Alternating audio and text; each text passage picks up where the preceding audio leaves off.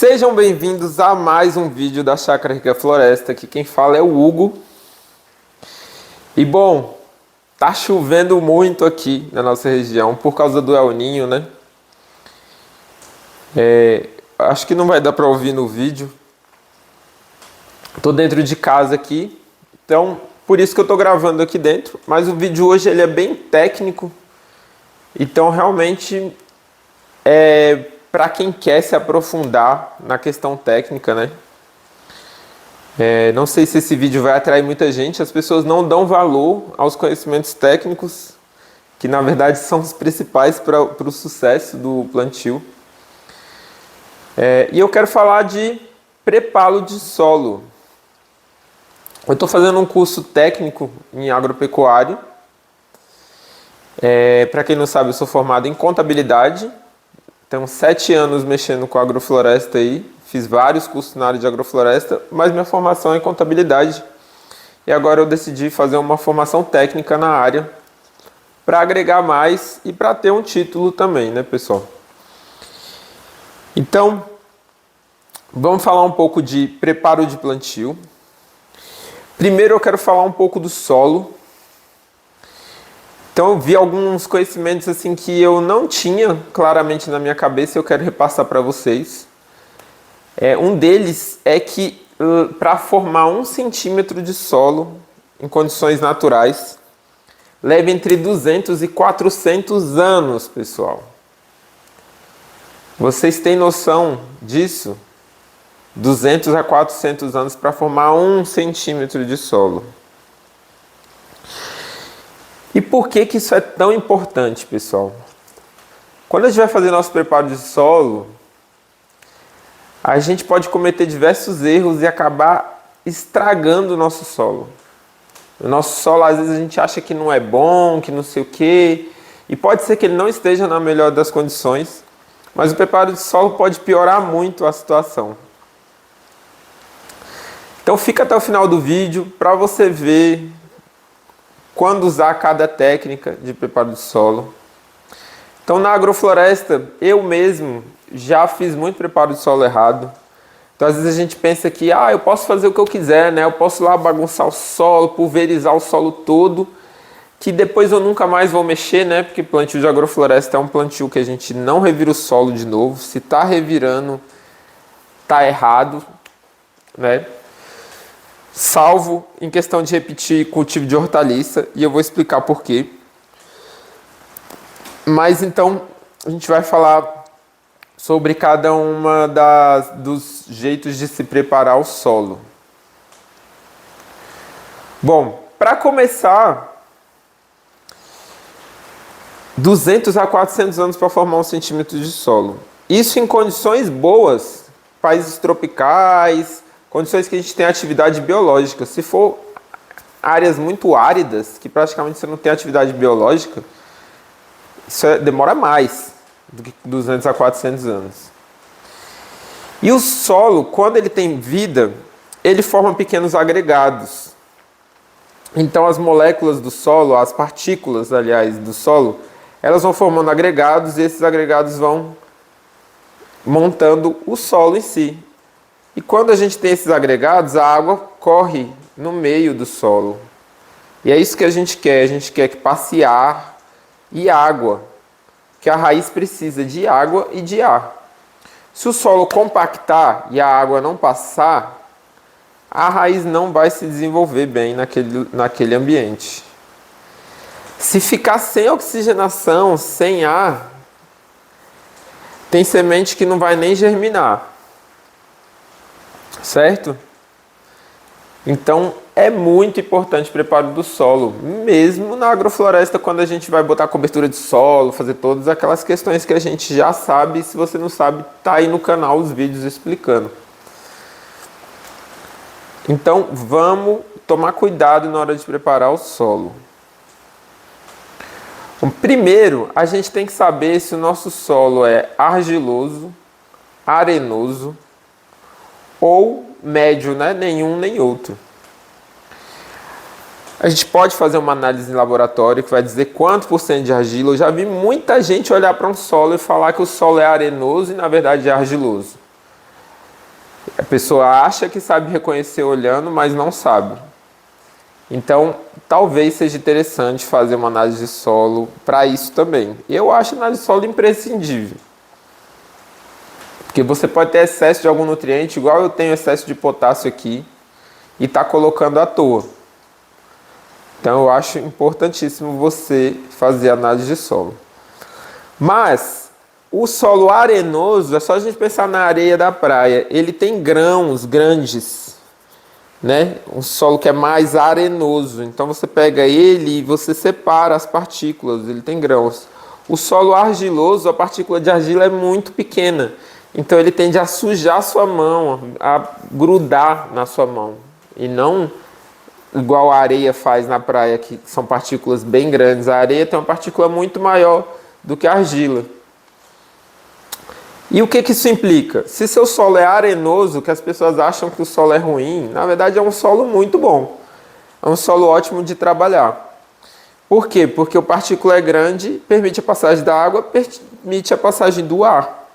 Então isso é muito bom para o cultivo. Tem problemas no solo arenoso? Tem. Se ele não tiver matéria orgânica, aí a importância da matéria orgânica, ele está muito sujeito à erosão. Então, a ser levada essas partículas, a abrir o solo. Já o solo argiloso está bem menos sujeito à erosão, porque o solo argiloso ele tem partículas muito pequenas, ele tende a se compactar. Por isso que o solo argiloso é muito mais complicado de lidar. Porque ele tem tendência à compactação, à falta de aeração.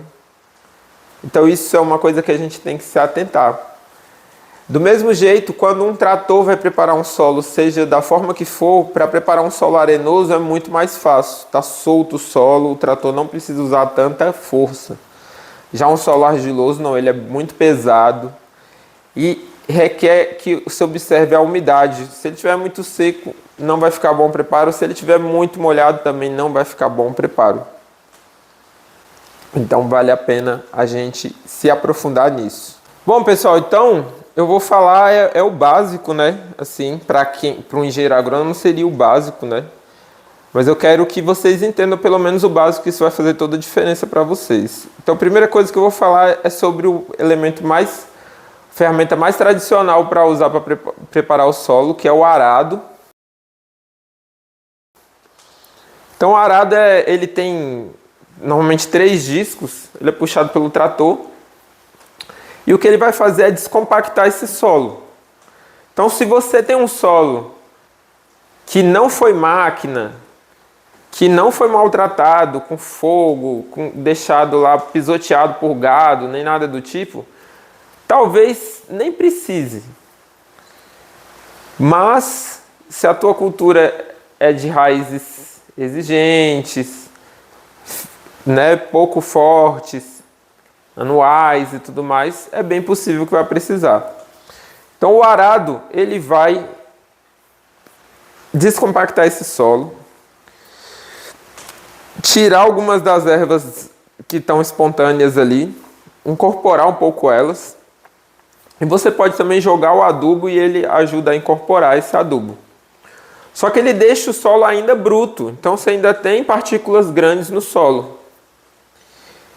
Ou seja, você revolve pouco o solo. Isso é muito bom para a vida do solo. Certo? Então o arado ali é o primeiro passo que se faz normalmente quando for plantar.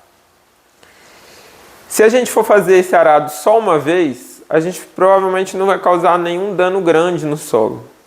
Agora, se a gente passa o arado, planta milho, passa o arado, planta milho, passa o arado, planta milho, passa o arado, planta milho, passa o arado, planta milho, a gente vai deixando o solo cada vez menos estruturado, cada vez mais compactado, cada vez mais pobre em vida, vai causar erosão, degradação, que é o que a gente vê na maioria das propriedades antigas.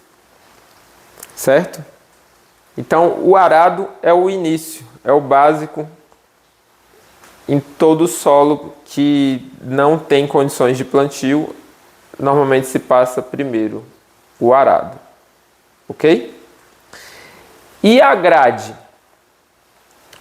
Passado o arado, esse era o preparo convencional. Passado o arado, se passaria uma grade niveladora por cima. A grade vai pulverizar esses torrões, então deixar esses torrões um pouco mais soltos e o solo nivelado, porque o arado muitas vezes vai ficar assim, ó, o solo, né? Ele vai ficar subindo e descendo. E a grade vai deixar isso nivelado e pulverizar, ou seja, se a sua raiz é muito exigente em solo solto, ar e tudo mais, como são as anuais, você provavelmente precisa passar uma grade. E a mesma coisa do arado, pessoal. Se a gente fica repetindo grade no mesmo lugar, é pior ainda do que o arado, né? A gente vai só degradando aquele solo ali. E pessoal, mais recentemente surgiu a grade aradora, que talvez seja um dos mais utilizados hoje. Eu utilizo muito aqui. Normalmente quando eu vou começar um plantio, é o implemento mais fácil da gente achar aqui na nossa região, que é uma grade que ao invés de servir só para nivelar, ela vai mais profundo, então são discos grandes, a grade já é maior e ela revolve entre 15 a 30 centímetros de solo. Que normalmente as raízes das anuais trabalham nesse limiar, 15 a 30 centímetros do solo. É o solo mais rico que tem ali, são esses primeiros 30 centímetros. O solo mais rico que tem. Que é o solo por isso que as culturas exploram mais essa faixa ali. E onde é que tem que ser bem trabalhado esse solo. Agora lembra que eu falei lá atrás que demoram 200 a 400 anos para construir 1 centímetro? Então, cara, para construir 10 centímetros a gente tem 2.000 anos, para construir 30 centímetros a gente tem 6.000 anos, no mínimo, para ter sido construído aquele solo. Se a gente ficar revirando esses 30 centímetros, a gente vai estragar o que a natureza levou 6.000 anos para fazer. Vocês estão entendendo o que a gente está fazendo com o planeta? O que o cultivo antigo, convencional, estava fazendo com o planeta? Então hoje, a gente tem que... O plantio direto é o ideal, né? Na agrofloresta a gente nem precisa disso, porque a gente planta uma vez só e fica direto. Mas se você vai plantar anuais, o ideal é que você revire o solo só na primeira vez e depois plante sobre a cultura. E você vai e tem as técnicas para como fazer isso dar certo, né? Mas existem outras situações. Vamos supor que você comprou uma área que era trabalhada na cultura convencional, na agricultura convencional e passaram tantas vezes a grade ali que criou um pé de grade. Por isso que chama pé de grade. A grade sempre revirava 20 centímetros, vamos colocar. Aí essa parte aqui, logo depois dos 20, ela começou a ficar muito compactada. Ela vai criando um espelho. Aí o que a raiz faz? Ela desce os 20. Quando chega aqui, ela não consegue entrar. E, pô, agora você pegou aquela área e você quer plantar agrofloresta lá. E as suas árvores não vão conseguir descer ali. Ou vão ter dificuldade para descer, né? A gente sabe que eucalipto, algumas árvores delas são incríveis, mas elas vão ter dificuldade para descer. E as frutas, então, nem se fala, né? Então, você pode precisar de um subsolador.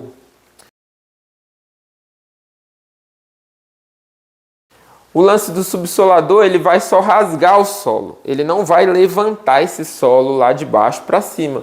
Por quê, pessoal? Porque o solo lá de baixo é um solo pobre em nutrientes. Então, o solo com 70, 80, 100 centímetros, ele é muito mais pobre do que os 30 primeiros. Se você perder essa camada, por exemplo, se a gente tiver erosão dos 30 primeiros, você vai ter um solo extremamente pobre. Que é outro problema da agricultura convencional. Certo? Então o subsolador ele entra só nessa situação e ele vai exigir tratores bem potentes para conseguir rasgar esse solo tão profundo. Então é bem difícil o pequeno produtor acessar. E muitas vezes não é necessário. Se você não tem pé de grade, se você não tem essa compactação extrema, se você consegue cavar com cavadeira lá, você não precisa. Certo? Olha só que quanta informação importante. Aí a gente tem a enxada rotativa, que eu já passei várias vezes. Enxada rotativa, ela, mais do que a grade, ela tritura, realmente pulveriza o solo. O solo vira coisinha fina assim, ó. Cara, mas aí eu destruo todos os agregados, destruo tudo, né? Tudo, realmente. Você destrói tudo, você transforma o solo numa situação que não está boa, apesar de estar muito solto, muito aerado. Mas por que funciona? Por que dá certo enxada rotativa? Quando você vai plantar hortaliça, por exemplo, que é o mais usado. Porque a gente vem e bota muito adubo. Adubo orgânico, ou seja, está botando muita matéria orgânica. Quando você triturou o solo todo, você destruiu a matéria orgânica. Você acabou com a matéria orgânica.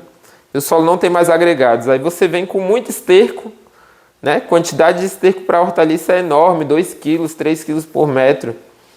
E você tem tanta matéria orgânica que ele agrega de novo.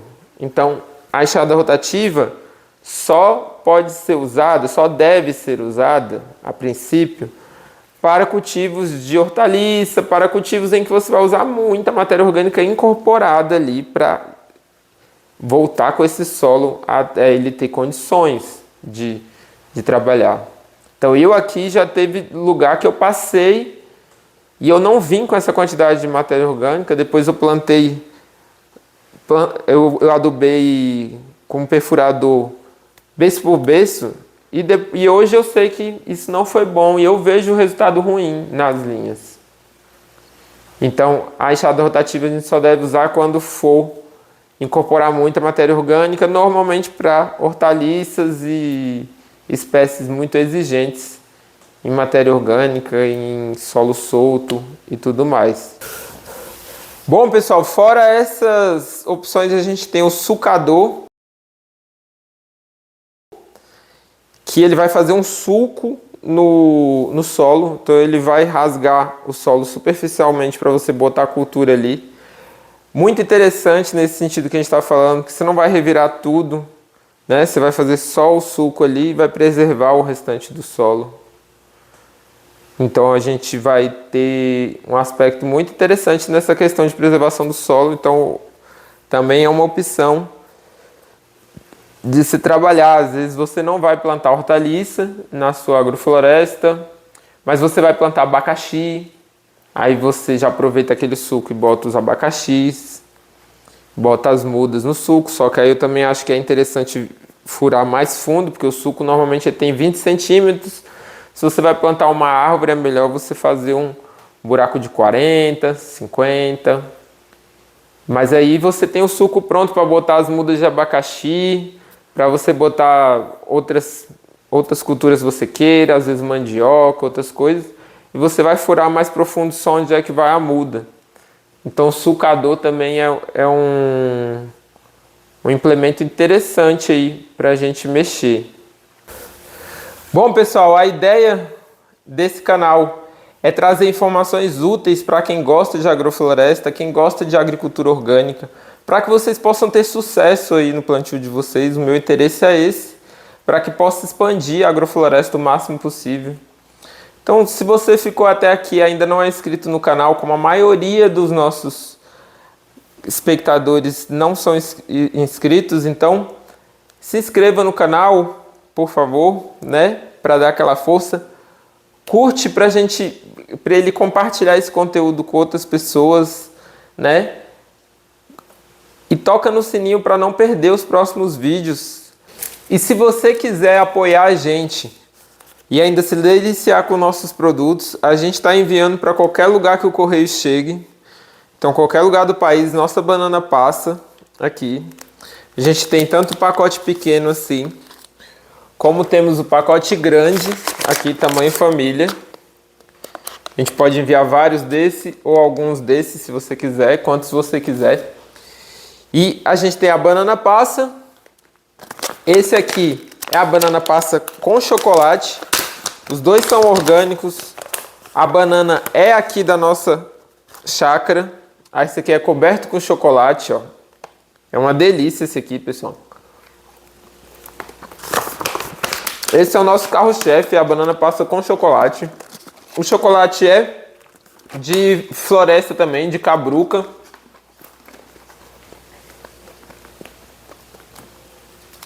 E nosso produto novo, que é o açaí com banana desidratado.